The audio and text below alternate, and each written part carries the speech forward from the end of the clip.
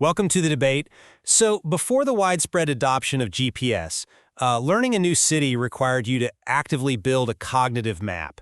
You had to memorize landmarks, calculate distances in your head, and inevitably, well, you had to get lost.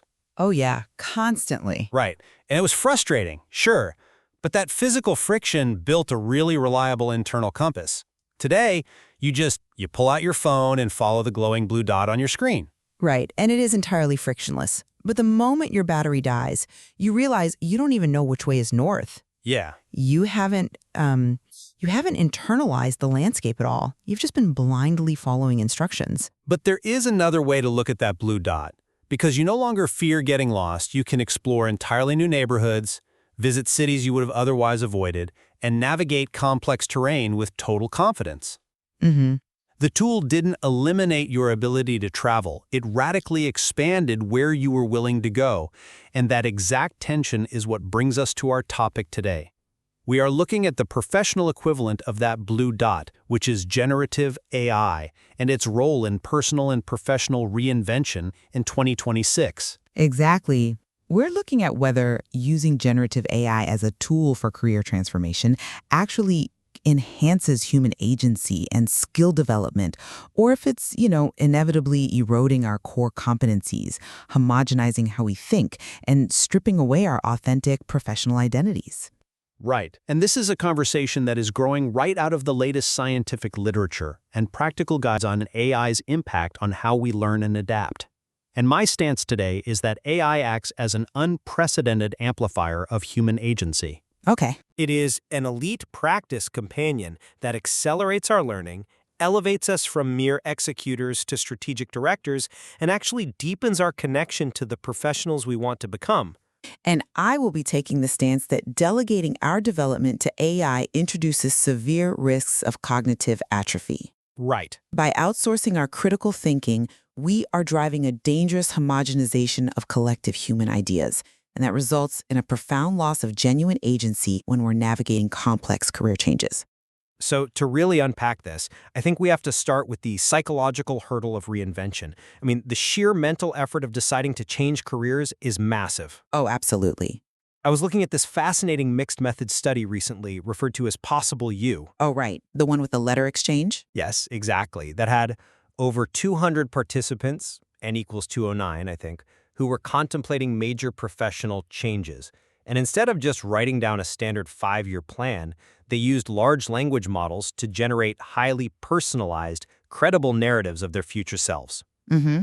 They even did these interactive letter exchange exercises where they essentially wrote to and received replies from an AI-simulated future version of themselves. Yeah, I've read that study, and on the surface, the emotional response from the participants is striking. Striking is the right word. The participants reported significantly increased future orientation and a deeper emotional connection to their goals.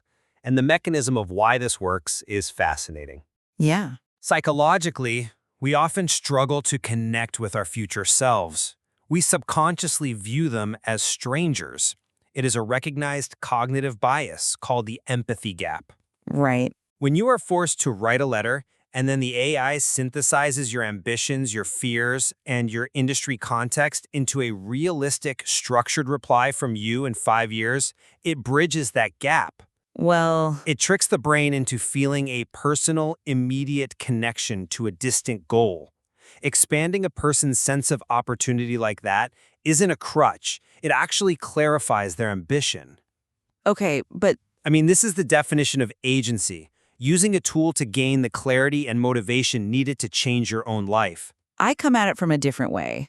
We really have to examine what is actually happening psychologically when you outsource your own future to an algorithm. Outsourcing is a strong word for a writing exercise. But that's what it becomes. Utilizing an AI to simulate your future self or relying on it to guide transformative life decisions like a major career change or a cross-country move risks a fundamental loss of genuine agency. Agency isn't just about feeling motivated after reading a well-crafted predictive story about yourself. Right. Agency is built through the internal, often messy, friction of figuring out who you are and what you want. But the AI isn't pulling these goals out of thin air. It's taking the user's explicit inputs, their stated desires, and simply reflecting them back in a structured narrative. It is organizing the data you give it. But if a machine generates the path, even based on your prompts, there is a subtle psychological shift. You begin treating the AI as an oracle rather than a simulator. An oracle? Yes. The authentic human struggle. The doubt, the late-night pacing, the difficult conversations with mentors where you have to justify your choices out loud, that struggle is exactly what builds a resilient professional identity. When you bypass that friction by having an LLM write a neat, cohesive letter from your future self, you're essentially consuming a product. You are not doing the internal architectural work of reinvention. You're outsourcing the most deeply human aspect of your life to a predictive text engine. And when the going gets tough in that new career, you won't have the internal scaffolding to support yourself because the AI built it for you.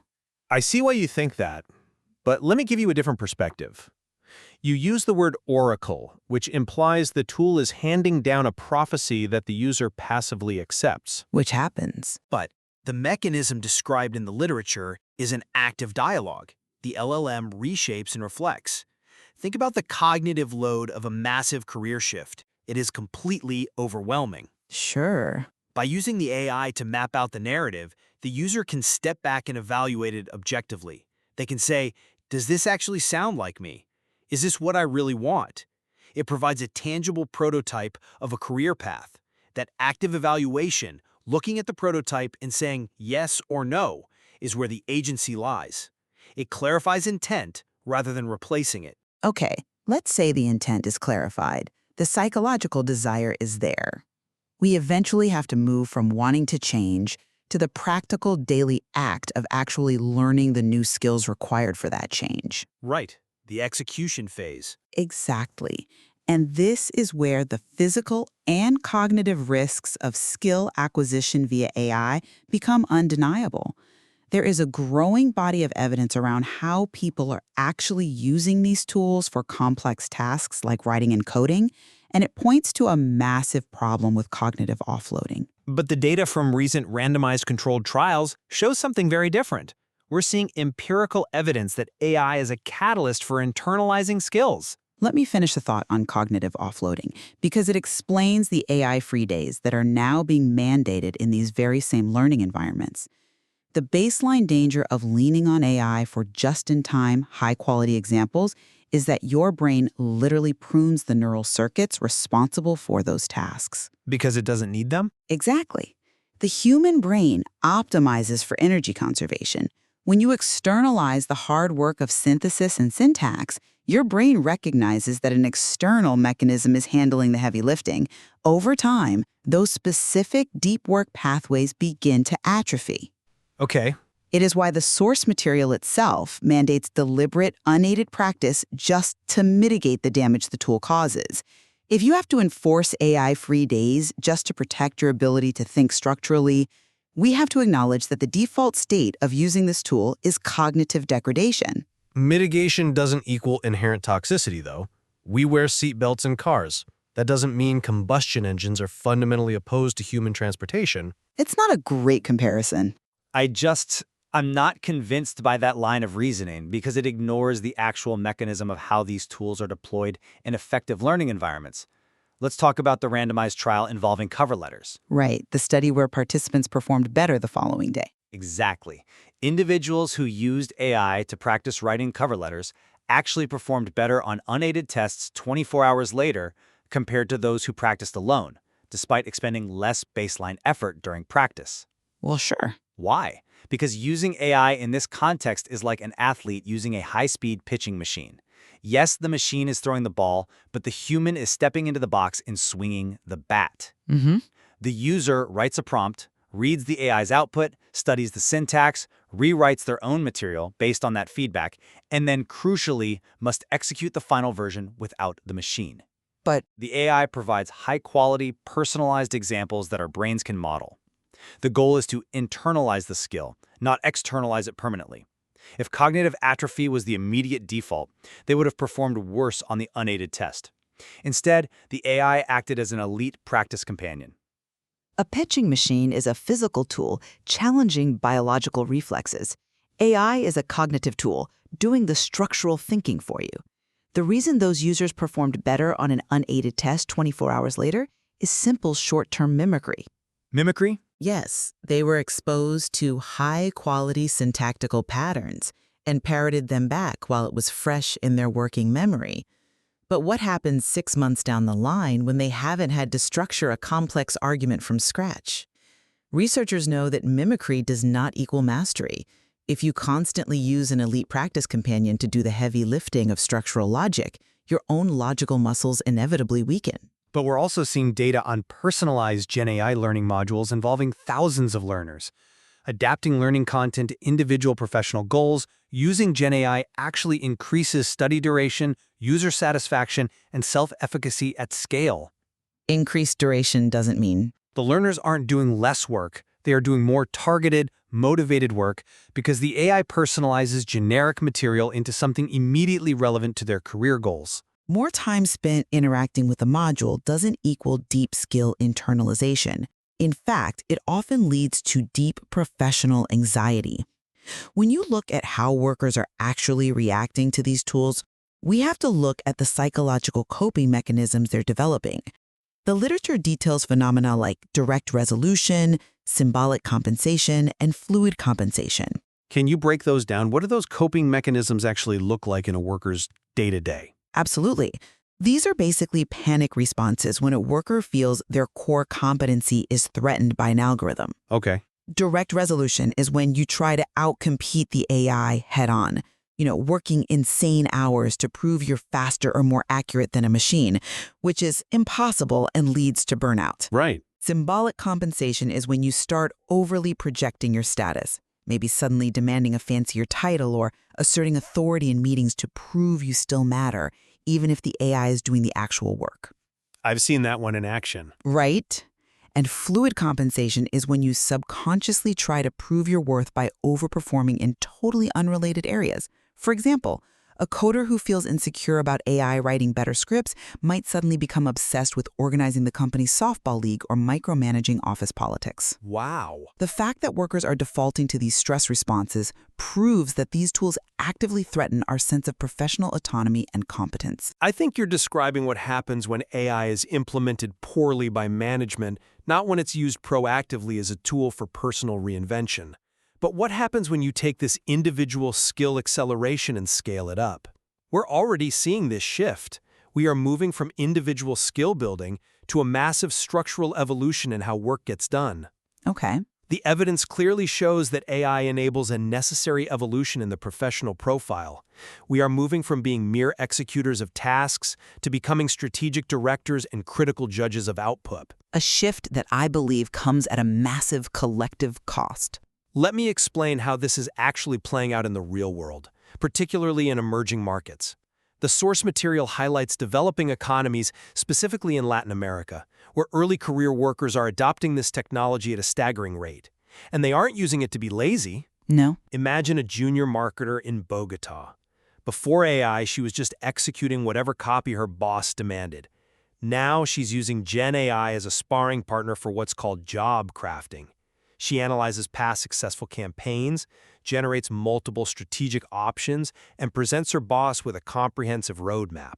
Right. She's not just executing anymore, she's using the AI to act like a senior strategist. Her employability now hinges on mastering critical supervision and meta skills. She is elevating her professional identity, learning to direct the machine rather than compete with it. I'm sorry, but I just don't buy that. Let me tell you why this director narrative is incredibly dangerous. It assumes that overseeing an algorithm is a higher-order cognitive state than executing the work yourself. But what does the evidence from the Science Advances research actually tell us? That it boosts productivity. It shows that while AI might boost individual novelty, especially for those baseline, less creative workers you mentioned, the collective diversity of ideas plummets. How so? Walk me through the mechanism there. Because the underlying large language models are trained on the exact same historical data and are mathematically designed to regress toward the most probable average output. They predict the next most likely word. Therefore, they inherently favor the average, established thought over the eccentric outlier idea. Ah. So if an entire generation of early career professionals in Bogota, London, and Tokyo all pivot to becoming strategic directors of AI, relying on the same models, we are stripping the global workforce of the diverse, completely original ideas that only emerge when a human wrestles with a blank page. So we all just become average. We are looking at a future where we have a workforce of homogenized overseers, all managing the exact same standardized AI outputs. You are no longer a craftsman. You are a quality assurance manager for a machine that specializes in mediocrity. That's an interesting point, though I would frame it differently. It is only standardized if you lack the skill to prompt and iterate effectively. And more importantly, the source material explicitly addresses this homogenization risk and provides the structural solution. Which is? Forcing original thought by combining multiple, distinct AI models with human-sourced data and lived experience. The shift to the director role doesn't mean you stop thinking. It actually demands more complex, hard-to-automate human competencies. Like what? Well, you mentioned the junior marketer becoming a quality assurance manager. A QA manager just checks for spelling errors. A strategic director has to apply empathy, ethical judgment, and deep cultural context. You cannot automate the cultural nuance required to launch a product in a specific region of Colombia, or the emotional intelligence required to lead a team through a difficult merger. True, but The AI handles the syntax, the baseline coding, the data formatting. This frees the human to focus entirely on those meta skills. You aren't losing your identity. You are stripping away the busy work so your true professional identity can take center stage. But the busy work, as you call it, is precisely where the intuition is built. You don't get to be a brilliant strategic director without having spent years in the trenches executing those granular tasks. The intuition required to judge whether an AI's output is ethically sound or culturally appropriate for that market in Colombia is built by making mistakes while doing the very tasks the AI is now automating. So you need the foundational struggle. Yes. If we remove the execution phase for early career workers, they will never develop the deep expertise required to be effective directors later on. They will just be confident overseers with absolutely no foundational grounding in reality. I disagree that the trenches have to be characterized by manual, unaided execution. The trenches of 2026 look different. They involve learning how to calibrate these AI systems, how to rapidly synthesize vast amounts of contradictory information, and how to apply judgment to multifaceted outputs. It's still a removal of the base layer. But you can learn architectural flaws by reviewing 100 AI-generated architectures in the time it used to take to manually build one. The friction hasn't disappeared. It has simply moved up the cognitive stack. You are still sweating. You're just sweating over strategy instead of syntax. Moving the friction up the cognitive stack is a very clinical way of saying we are outsourcing the foundational building blocks of human intellect. And when we look at how people are defaulting to those stress responses we talked about earlier, it proves that the default deployment of this technology, driven by market incentives for hyperproductivity, leans heavily toward dependency, not empowerment. Which brings us to the core of what we must conclude today. From my perspective, based on the empirical data and the practical frameworks we've explored, generative AI provides an incredibly powerful toolset for professional reinvention. When we use it deliberately, when we leverage it as a psychological mirror to visualize our future selves, when we treat it as an elite, personalized practice companion, and when we engage with it to elevate our roles to strategic directors, it fundamentally enhances human agency. Yeah. It allows us to move beyond the limitations of our immediate environment and map out trajectories we never thought possible. And I submit that while this toolset is undeniably powerful, it is also highly seductive and profoundly risky. We cannot simply wave away the documented realities of cognitive offloading or the measurable drop in the collective diversity of thought. Right. Without rigorous transparency, without strict boundaries, and without a disciplined commitment to deliberate AI-free practice, the risks far outweigh the benefits. We risk outsourcing our cognitive abilities, flattening human creativity into a homogenized mathematical average, and losing the authentic internal friction that makes a professional identity valuable in the first place. Yet, if there is one point of convergence in our reading of this material, it is that the ultimate value of AI and career reinvention hinges entirely on human judgment. Agreed. The outcome is not predetermined by the technology. It depends entirely on the user's capacity for critical oversight. It depends on the depth, the rigor, and the originality of the questions they are willing to ask the machine. And it requires a steadfast refusal to cede the steering wheel. We are navigating a fundamentally new paradigm, and the tension between accelerating our abilities and protecting our cognitive independence is something every professional will have to explore deeply in their own careers. Right. There is no passive way to survive this transition. You either actively manage the tool or the tool will manage you. Which brings us back to where we started today. If AI is the pitching machine, we have to decide if we are going to step into the batter's box and take the swings, or if we are just going to sit in the dugout and watch the machine throw strikes to itself. The GPS can show you the fastest route to a destination, but it cannot tell you where you actually want to go or why it matters that you get there. As you step out into your own professional landscape, the question isn't whether you will use the map.